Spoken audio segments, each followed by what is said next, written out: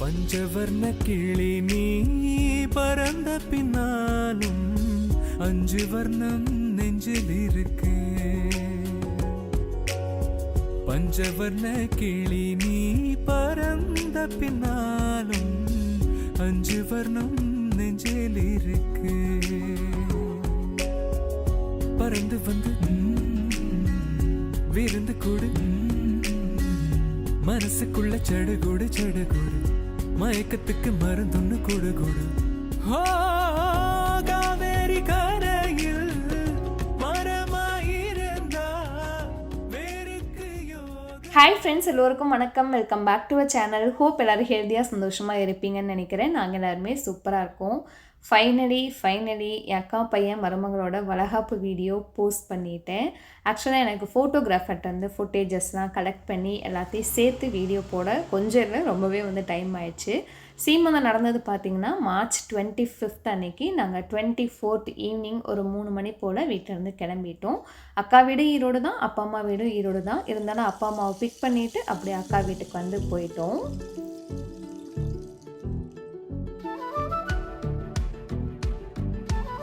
என் அக்கா வீட்லேயே எனக்கு ரொம்ப பிடிச்ச இடம்னா அது கார்டன் தான். வந்ததுமே என்னென்ன பூச்செடி இருக்குது, என்னென்ன காய்கறி அக்கா போட்டிருக்கு அப்படின்னு பார்த்துட்டு தான் மறுவேளை. அவ்வளோ நீட்டாக வச்சுருக்கோம் அக்கா.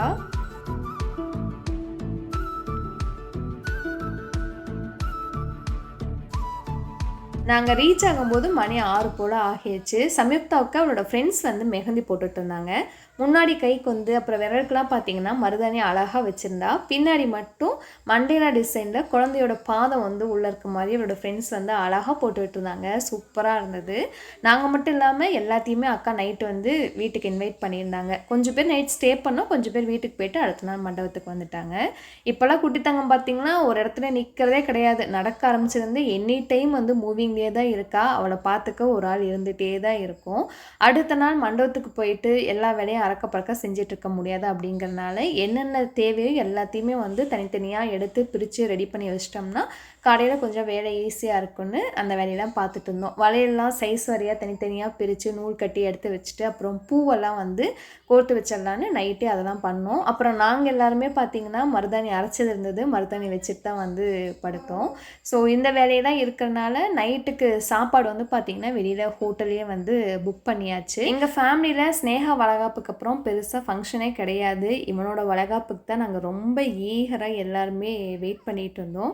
ரொம்ப ஹாப்பியாக இருந்தது. அன்றைக்கி நைட் எங்களுக்கு எப்படி டைம் போச்சுன்னே தெரியல. நைட் சாப்பாட்டுக்கு வந்து பார்த்திங்கன்னா தயிர் சேமியா, புரோட்டா, இட்லி, தோசை, சட்னி, சாம்பார் இந்த மாதிரி எல்லாமே வந்து ஆர்டர் பண்ணிட்டோம். அவங்களே வீட்டுக்கு கொண்டு வந்து கொடுத்துட்டாங்க.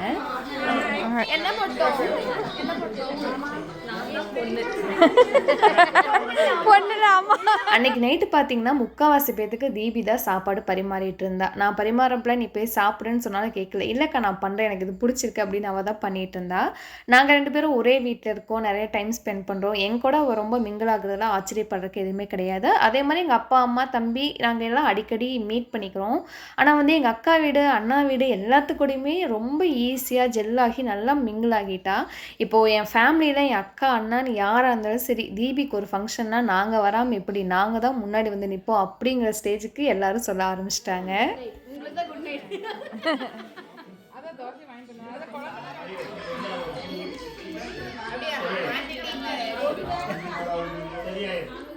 சத்தியமா இத்தனையும் சாப்பிடல, ஒரு பீஸ் வாயில வச்சு பார்த்தேன். போய் சொல்றாங்க गाइस.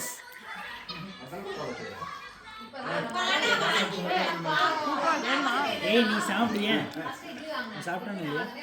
சாப்பிட்டு முடிச்சுட்டு காலையில் நேரமாக எழுந்திரிக்கணும், தூங்க வாங்கடான்னு குட்டீஸ் எல்லாம் கூப்பிட்டா ஒருத்தங்க தூங்கவே வரல. என் ஹஸ்பண்ட் கூட சேர்ந்து நல்லா விளையாண்டு இருந்தாங்க. என் ஹஸ்பண்ட்க்கும் பார்த்தீங்கன்னா அந்த பெரியவங்களோட குட்டீஸோட நல்லா செட் ஆகும். அவங்க கூட தான் நிறைய டைம் ஸ்பெண்ட் பண்ண விரும்புவார்.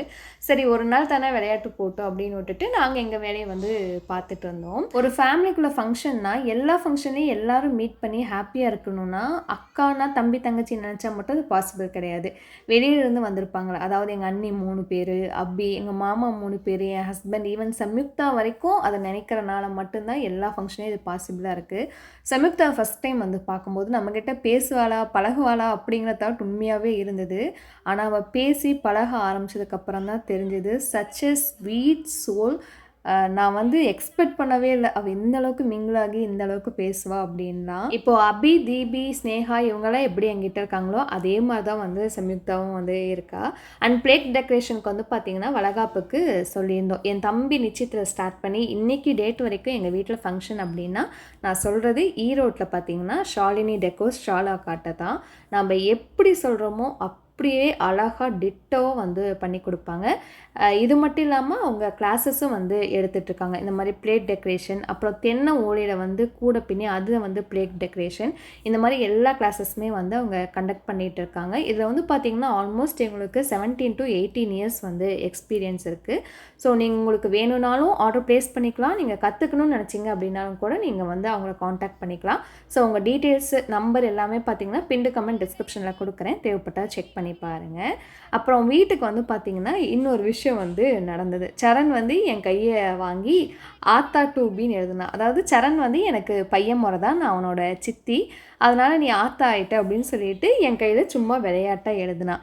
அது எழுதினதுக்கப்புறம் சரி எல்லாருக்கையும் எழுதலாமே அப்படின்னு குட்டீஸ் எல்லாம் கூப்பிட்டு அவங்க என்னென்ன முறை வருவாங்களோ அத்தை, மாமா, சித்தப்பா, சித்தி, இப்படி குட்டீஸ் தான் என்னென்ன முறையில் வருவாங்கன்னு கேட்டுட்டு அவங்க கையிலெல்லாம் எழுதிட்டு அப்புறம் எல்லோரும் சேர்ந்து ஒரு ஃபோட்டோ எடுத்து இன்ஸ்டாவில் வந்து ஸ்டோரி போட்டிருந்தேன். கடைசி எல்லோரும் ஸ்டோரி பார்த்துட்டு நான் தான் மறுபடியும் ப்ரெக்னெண்ட்டாக இருக்க நினச்சிட்டு எனக்கு விஷ் பண்ண ஸ்டார்ட் பண்ணிட்டாங்க. ஆனால் இந்த ஹேண்டில் பார்த்திங்கன்னா சம்யுக்தா மட்டும் மிஸ்ஸிங், அவள் தூங்க போயிட்டா.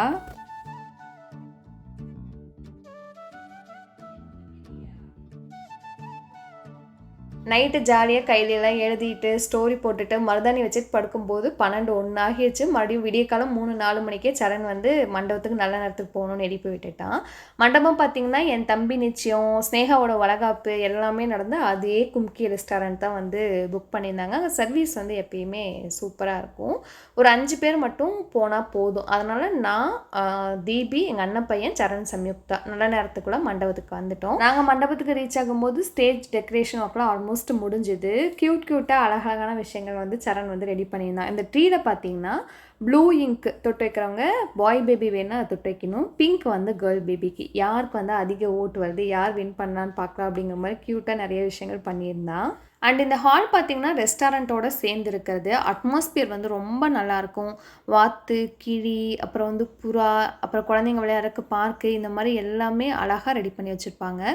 ரொம்ப ப்ளசண்ட்டாக வந்து இருக்கும். சாப்பிட போனாலுமே வந்து ரொம்ப ப்ளசண்ட்டாக சாப்பிட்டு வர மாதிரி வந்து இருக்கும். அப்புறம் நைட்டு பிளேட்டெல்லாம் வாங்கிட்டு வந்தோம் பார்த்திங்களா, அவங்களே வந்து அது கூடவே அந்த பிளேட்ஸ்லாம் வைக்கும்போது கீழே விரிக்க மேட்டு, ஸ்டாண்டு, ரிசப்ஷனுக்கு ஒரு பிளேட்டு, குத்து விளக்கு, அப்புறம் அந்த ப்ராப்ஸ்லாம் இருக்கும்ல, அந்த குழந்தைக்கு தேவையான ப்ராப்ஸ், அது எல்லாமே கம்ப்ளீட்டாக டாப் டு பாட்டம் கொடுத்து விட்டுட்டாங்க. நம்ம ஜஸ்ட் எடுத்து அரேஞ்ச் பண்ணால் மட்டும் போதும்.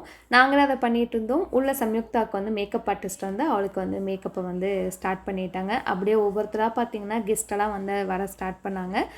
குட்டீஸ் எல்லாம் நாங்கள் பண்ணுறோன்னு பிளேட்டெல்லாம் வாங்கி அதுங்க தான் எல்லாத்தையும் ஒவ்வொன்றா வந்து கொடுத்துட்டு இருந்தது.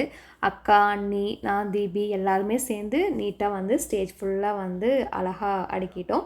பிளேட் டெக்கரேஷன் எப்படி இருக்குது அப்படிங்கிறத மறக்காமல் கமெண்ட்டில் வந்து சொல்லுங்கள். எனக்கு ரொம்ப ரொம்ப பிடிச்சிருந்தது. அவங்களோட அந்த பேக்ரவுண்டு தீமுக்கு ஏற்ற மாதிரி பிளேட்டும் வந்து சூப்பராக செட் ஆகிடுச்சு. ரொம்ப அழகாக இருந்தது பார்க்குறதுக்கு ஸ்டேஜில் எல்லாமே.